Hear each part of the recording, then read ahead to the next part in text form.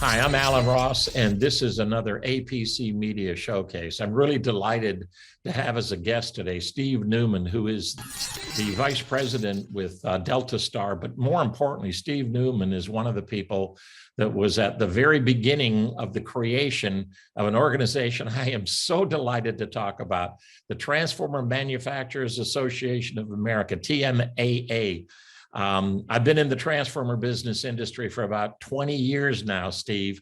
And now that I'm leaving the business because I'm retiring, you guys formed this organization, but I will be a passionate spokesperson for you as you go on. Welcome. Thank you for joining us. Thanks, Alan. Thank you very much for your willingness to have us on today. So one of the things that we've done at APC Media is we have a magazine called Transformer Technology. We also have and they're digital magazines now. We also have one called Power Systems Technology, and we have a growing area of knowledge, body of knowledge for the transformer industry. We will be media partners with you promoting TMAA, and from time to time we'll have other people on here to make sure that we get the message out to all of those involved with transformers. And first of all, I want to ask you, I knew it was needed 20 years ago when it wasn't here. But how did you go about making this happen? Talk a little bit about the journey from, hey guys, we ought to get together, to we're a formal organization.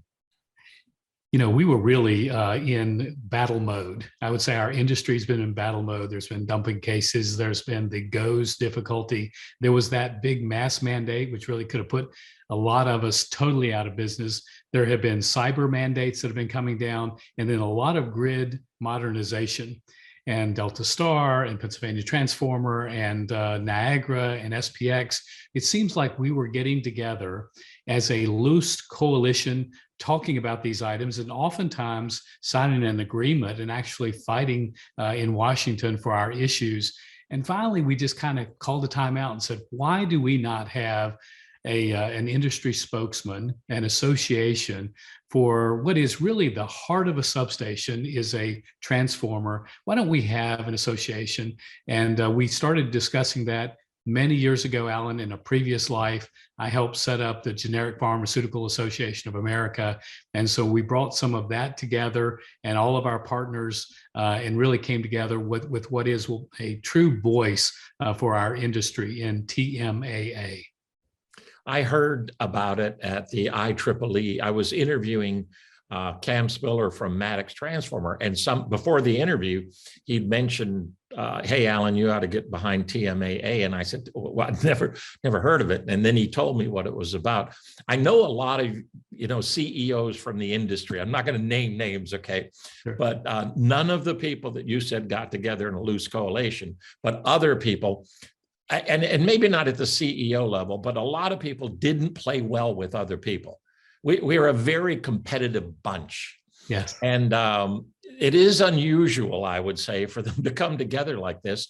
So however you've done it, well done, because people that don't play well together, when you do get them to play well together, it will become a powerful voice in this industry. You mentioned the GOES thing. Talk a little bit about, first of all, nobody knows what GOES means, because I didn't know what it was, but it's grain-oriented steel, electrical right? Electrical steel, that's right. GOES was really a big catalyst for us. When there were tariffs that were being placed on GOES, Alan, that had the ability to potentially either shut down the United States transformer industry or dramatically raise our prices compared to all the importers. We went at the time to the Trump administration, who was planning to put on these tariffs on GOES, explained our case. Joe Donovan worked very closely with us as an attorney there, and we were able to convince the Department of Commerce that you would really injure in a great way the transformer industry in the United States if you did this. And what they really wanted to do, Alan, was protect national security. Right. But if you shut down the manufacture of transformers because you're trying to protect GOES steel inside of transformers, you're actually doing a lot more damage. So to their credit, we work with both the Trump administration and now the Biden administration to have them really understand the importance of GOES and having a free market in that product. Was Department of Energy pretty strong advocates for you guys in this whole process? Because sometimes they don't work together in Washington, but were they valuable? You're right. They were really an outside force. So they were not on point because at that time you had a number of people within the White House working with some of the people within the Department of Commerce, and they were really running this train. And we were trying to get every other agency out there, including some of our partners at some of the national labs. They all came together and helped. But ultimately, it was all focused on the Department of Commerce, where ultimately the decision would be made, or at least passed up to the federal government, up to the White House, which ultimately made the decision. You know, you've just hit a very good point, because we are now, I happen to be on the smart grid working group, so committee, and smart grid is now a euphemism for grid modernization.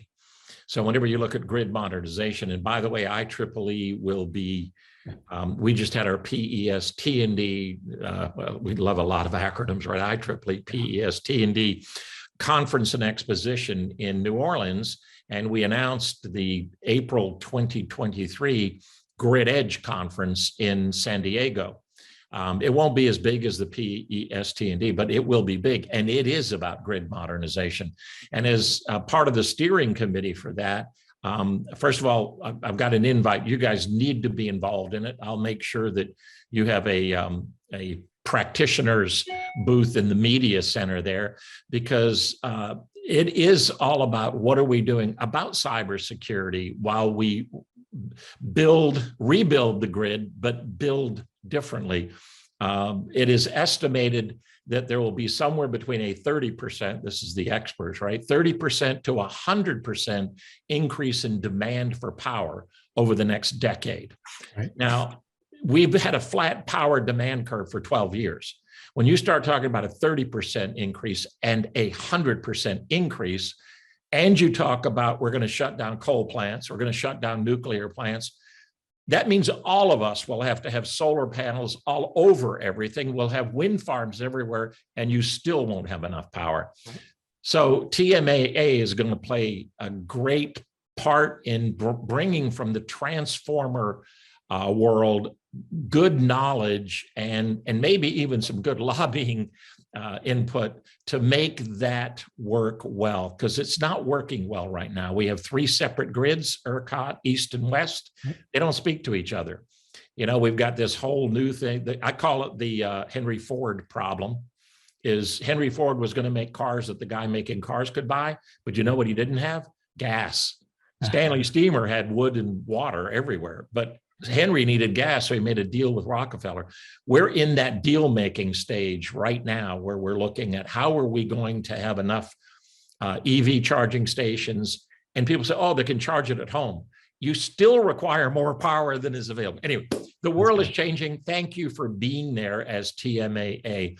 Talk to me a little bit about I'm giving you all of this background to set you up for what are your longer-term goals for TMAA? You know, I think that as we come together, and we're just in our infancy now, but already we have so many members that have already joined. But in our estimation, we need to become the voice of the transformer industry in North America. That is so desperately needed. Alan, you'll remember when we had the shootings, the attacks on the Metcalf substations, where terrorists took those down.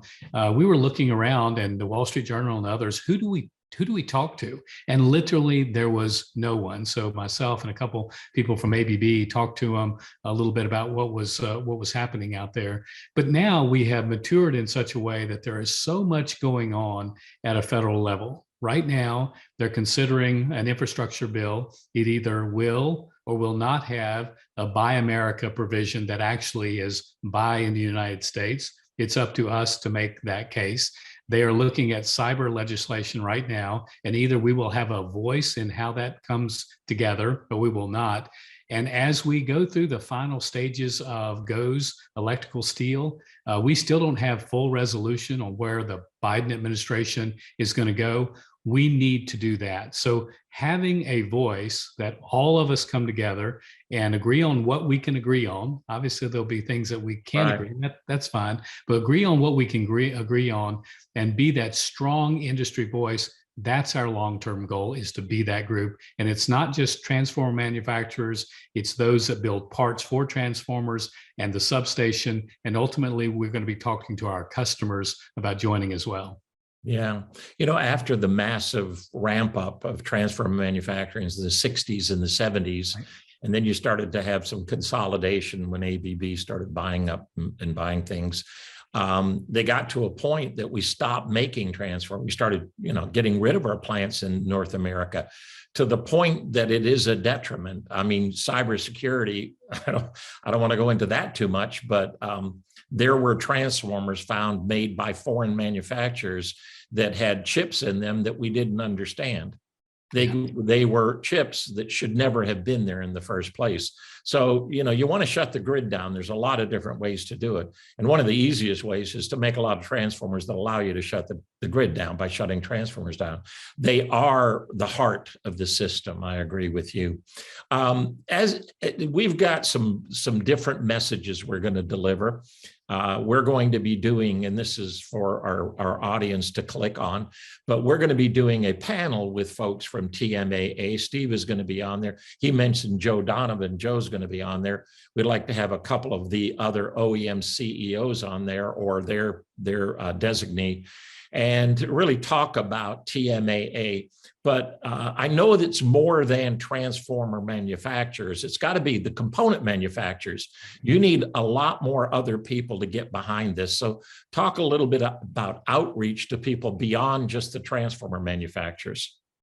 Well, the good news is I think we put together TMAA, took our time and did it right. So now we do have the founders group, kind of the group that came together and put this together. And then we have members that will join, and all of those will be transformer manufacturers. But then there are also other categories, including Friends of the Grid and those component manufacturers that can come in at their own level. So the Friends good news of the grid. I'm a friend of the grid.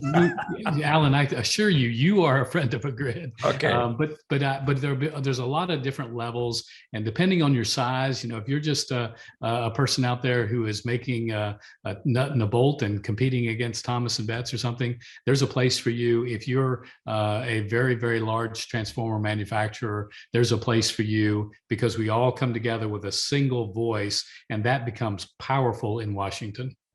Excellent. So I know that Transformer Technology, one of our brands, is going to really get behind this. Power Systems Technology will too, because what's the heart of the system, of the power system, is the transformer. We can't get away from transformers, Steve. I don't care what we do, but we can't get away from it.